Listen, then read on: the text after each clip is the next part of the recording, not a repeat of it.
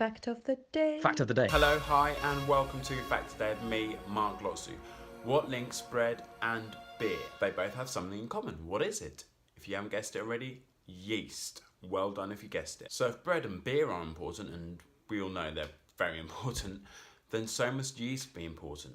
But what is yeast? How does it work? Why is it so effective in both of these food types? For this, we need to look at something called respiration, which is how energy is released. Now, yeast respires aerobically with oxygen and anaerobically without oxygen. When there isn't oxygen present, the yeast breaks down the glucose into ethanol and carbon dioxide.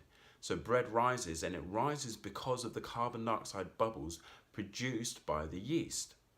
And beer tastes alcoholic because of the alcohol produced by the yeast, which is the ethanol. Now, ancient people, and I'm talking thousands of years ago, they could see something going on with bread and with beer, but they didn't know what it was. It was like it was magic. Even in the Middle Ages, one of the terms for yeast was God is good. And although in the past 100 years or so, we've seen yeast mass produced in factories, before that, it was just in the air floating around. Well, it still is in the air floating around, but that's the only place that people would get it from. So what happened? How did they discover this? Maybe some flatbread, because flatbread was produced before this. Maybe some flatbread was left out, and in the morning it had risen.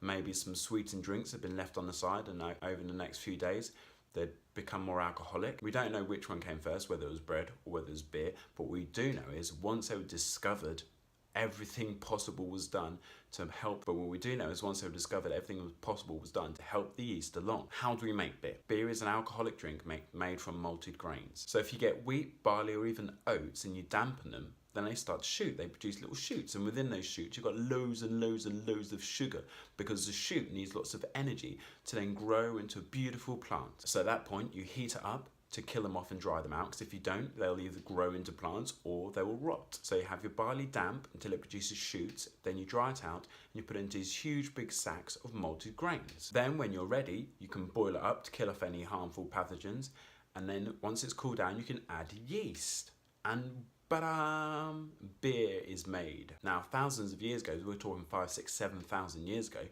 they didn't know this, but what they did know is if you had a massive pot with these grains in it, along with things like dates and a few herbs and a few spices, and it's left out, they would hope that yeast would land on it, and inevitably it would do. Then they'd make these thick straws from reeds, and they'd just sit around this huge pot of alcoholic soup and drink it up through the straws.